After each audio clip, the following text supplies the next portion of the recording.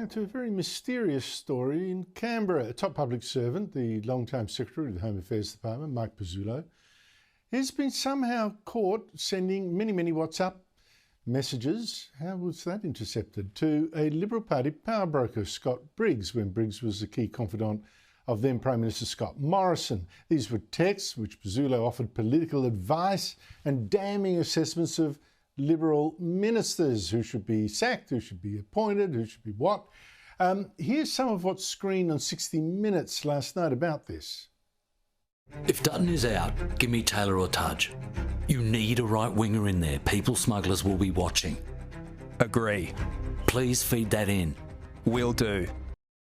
Brandis's behaviour's getting worse. Okay, I fed that into the PM. I think things may be getting closer to a Brandis departure. George seems to be trying to negotiate a stay of execution. If that were to occur, he would have to change his mindset and behaviours about home affairs. He is in complete denial. Now, I've got to say that Pezzullo's political judgments were pretty good. I mean, he told Briggs, for instance, that Senator Marise Payne was completely ineffectual as Defence Minister, tick, tick, and he almost had a heart attack, he said, when former Foreign Minister Julie Bishop, a real lightweight, was considering a tilt to become Prime Minister. But Anthony Albanese today said Pezzullo had been told to stand aside while there's an inquiry into him, and I don't think he'll be back. Joining me is the country's top foreign affairs writer, Greg Sheridan of The Australian. Greg Sheridan, thank you so much for joining me. You would have had a bit to deal with Mike Pezzullo when he was first Secretary of the Immigration Department, then Home Affairs, particularly with the national security roles as well that involves. What do you make of these texts and the man himself? Well, Andrew, a couple of very important things to note here. So I haven't read all the texts and I don't know exactly what they disclose, but there's plainly been a concerted campaign to get Pezzullo for some time. He plainly has very powerful enemies. According to the story, many of these text messages were on the encrypted service of WhatsApp and also, I think, Signal. And I thought it was pretty hard to decrypt Signal. So somebody very powerful with very good technology is out to get Pezzullo. That ought to tell you something. The other thing is that, these texts, I don't know what's in them, so they may justify Pezzullo going, but this will be a tragedy if Pezzullo goes in many ways because he gets more done before morning tea than the rest of the public service gets done in a year. And, I campaigned for a long time that he should have come back to Defence as the Secretary of the Defence Department. We may not be in the strategically naked, defenceless position we're in right now. I mean, he is a dedicated Australian who cares profoundly about our national security and, unlike almost everyone else in Canberra, actually comes to work every day and tries to make things happen. And so I'm not making any judgment about the texts, but I think we'll be a poorer nation if Pezzullo is blotted out of leadership. And again, I'd raise the question what the motivation has been to get Pezzullo over these recent months.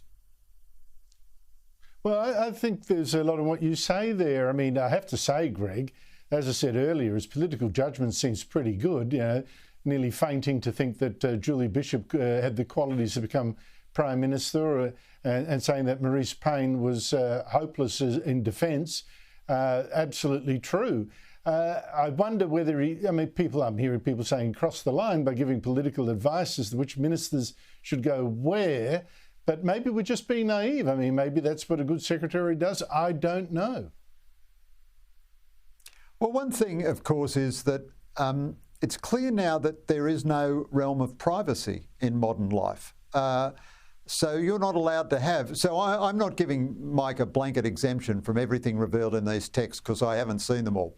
But it seems that you're not allowed to have a private conversation. As you say, Andrew, Marise Payne was an astonishingly ineffectual Defence Minister. She's one of the reasons we're in such a mess right now, although I wouldn't single her out. There are other ineffective Defence Ministers too. But do you think that Pezzullo was the only person in Canberra to make this observation in a private conversation with a friend? But now you can be in deep trouble for things you say in private conversation which are not offensive or cross the line or illegal or anything like that, but which simply, cast judgments on people that you're entitled to make judgments about. Now, I'm not offering a blanket exemption for Mike here or anything like that, but a lot of these things which are most titillating to the public are just private conversations. And I tell you what, if I had $1 for everybody in Canberra who told me Marise Payne was an ineffective Defence Minister, I'd be a wealthy man. Yeah, there's a matter of a contract that he issued without going to tender to a company linked to Briggs. But I don't know, it seemed a bit tenuous to me, and I share your concern. Who's trying to get Pezzullo and for what really? Greg, something very alarming. China's dictator has just made a deal with the president of one of our closest neighbours, Timor-Leste or East Timor. How worrying is this? Look, I think this is a bad development, Andrew. China is trying to get into every pore of the South Pacific, and our intelligence agencies believe it wants a military base in the South Pacific eventually. We're in a poor position to criticise Timor-Leste because under the previous coalition government, for reasons that are completely indecipherable, we ourselves embarked on a comprehensive strategic partnership with China. So if we go to Timor-Leste and say, don't you guys dare get into a comprehensive strategic partnership with China, they can say to us, well, how come it's okay for you and no good for us? But nonetheless, the successful effort of Beijing to gain influence, gain security agreements, gain presence all through the South Pacific, and to inject a lot of money in very dodgy aid projects and in other payments, which are extremely irregular, all through the South Pacific, is a very big problem for Australia. And if China ever does establish a military base somewhere in the South Pacific, that would be utterly catastrophic for Australia. And with President Guzmao's left-wing past, there's a little worry about simpatico there. I find it interesting, Greg, when China made a deal with the Solomon Islands, this was a huge scandal. Scott Morrison asleep at the wheel. When this happens with East Timor, which is even closer, suddenly there's nothing to see here, folks.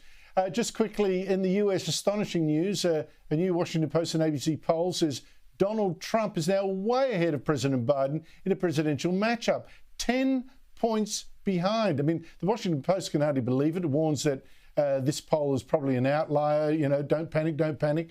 Can Donald Trump really be so far ahead of Joe Biden? Well, Andrew, even if the poll is an outlier, all the polls have been showing a dead heat between Trump and Biden, and a few of them have been showing Trump a little bit ahead. So even if this overstates things, Biden has every chance of losing to Trump. Now, this is slightly twisted reasoning, but I think if Biden fears he will lose, that will encourage him to get out. I think Biden will be really scared that he and his family will be prosecuted over the Hunter Biden scandals, and his best safety for that is a Democrat victory. He'd like to be the guy himself, obviously, but if Gavin Newsom or Gretchen Whitmer or Pete Buttigieg or someone is the president, they're certainly not going to prosecute Joe Biden. And I think this really is a come to Jesus moment, if I can speak a little blasphemously, for the Democrats, because it shows just what a bad president Biden is and how vulnerable he is. And I think this will be causing conniptions and panic across the Democratic Party. Biden wants to run, but it's becoming, I think, more and more untenable as each day goes by. Greg Sheridan, great to talk to you. Thank you so much for your time. Thanks so much, Andrew.